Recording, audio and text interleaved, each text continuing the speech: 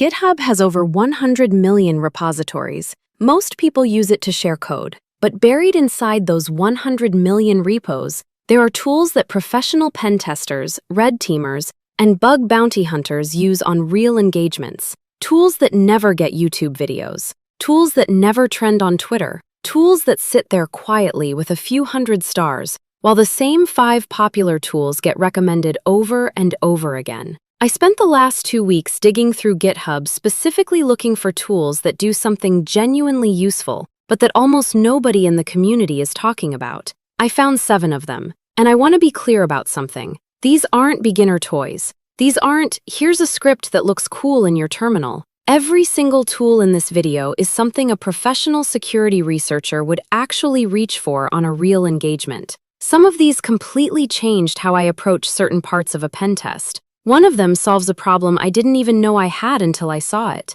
Let's get into it.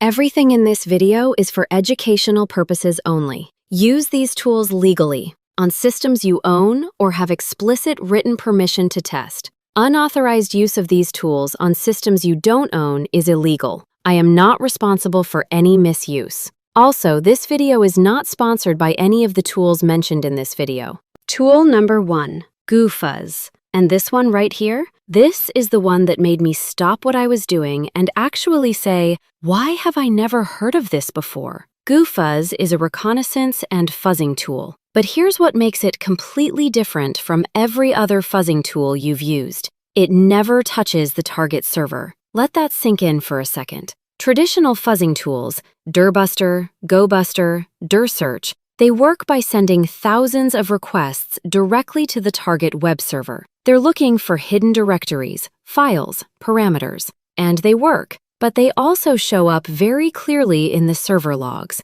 The target can see you. Every security tool worth its salt will alert on that kind of traffic pattern. GooFuzz does the same thing, finding hidden directories, files, subdomains, exposed parameters, but it does it entirely through Google's search index. It sends the queries to Google, not to the target. The target server never sees a single request from you. You get the intelligence. The target has no idea you were ever looking. For bug bounty hunters especially, this is a massive deal. Passive recon that actually finds real things. I ran it on a test target and found 3 exposed backup files that a direct scan had completely missed. This is the kind of tool that changes how you think about reconnaissance. Keep it, no question. Tool number 2, Pagodo. If GooFuzz is a precision sniper, Pagodo is a whole artillery battery. Pagodo automates the Google Hacking Database, the GHDB.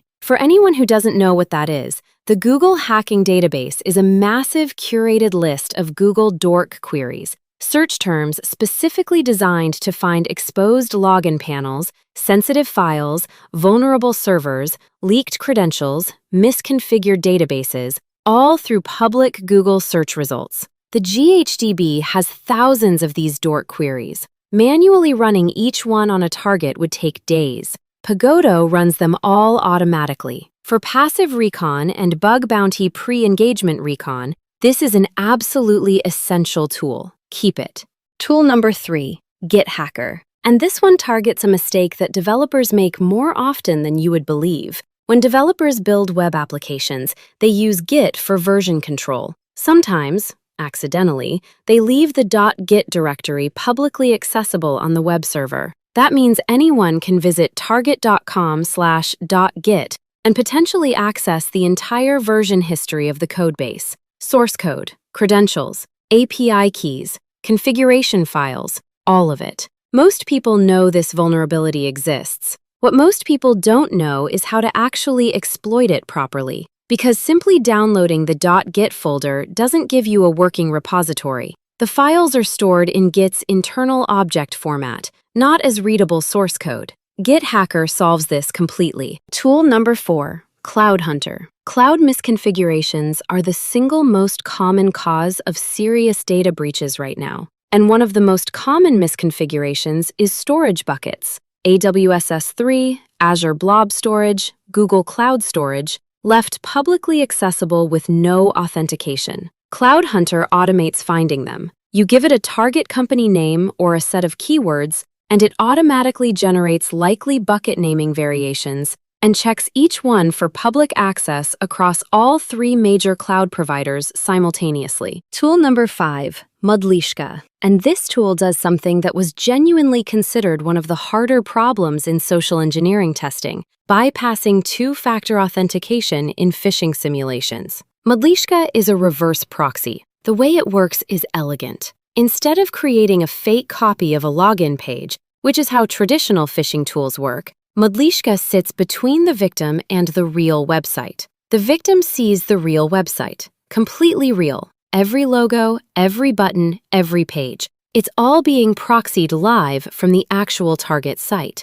Except all traffic passes through Modlishka first. Credentials get captured. Session cookies get captured. And here's the part that traditional phishing can't do. Even 2FA tokens get captured, because they're being submitted to the real site through the proxy, which means the authentication actually succeeds. Modlishka captures the resulting authenticated session. Tool number 6, Hetty. And this one is for everyone who has ever looked at Burp Suite Pro's price tag, $449 per year, and thought, there has to be a better way. Hetty is an open-source HTTP toolkit for security research. It aims to be a free, powerful alternative to Burp Suite Pro. Web proxy, traffic interception, request replay, search through captured traffic, all the core functionality that makes Burp Suite essential for web application testing. But if you're a student or beginner who wants to learn web application testing without spending $449, Hetty gives you the essential workflow for free. You learn the concepts,